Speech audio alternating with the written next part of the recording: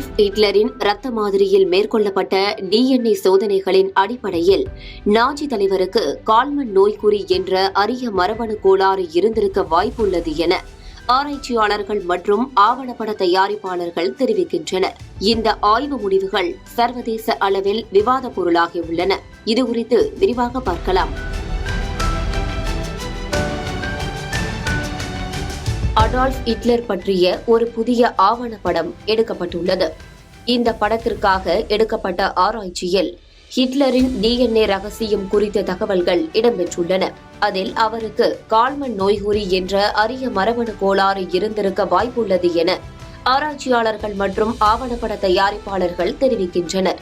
இந்த கோளாறானது பாலியல் உறுப்புகளின் இயல்பான வளர்ச்சியை பாதிக்கக்கூடியது.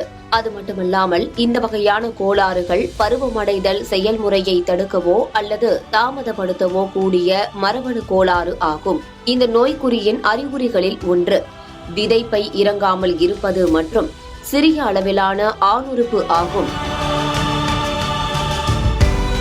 ஹிட்லர் தற்கொலை செய்து கொண்ட சோஃபாவில் இருந்த இரத்த கரையில் இருந்து சேகரிக்கப்பட்ட DNA-வை பகுப்பாய்வு செய்ததில் அவருக்கு கால்மன் நோய்க்குறி இருந்ததற்கான அதிக வாய்ப்பு இருப்பதாக ஆராய்ச்சியாளர்கள் கண்டறிந்துள்ளனர்.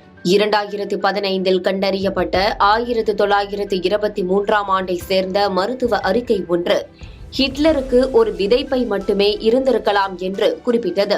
தற்போது கிடைத்துள்ள DNA முடிவுகள் இந்த கூற்றை மேலும் வலுப்படுத்துகின்றன.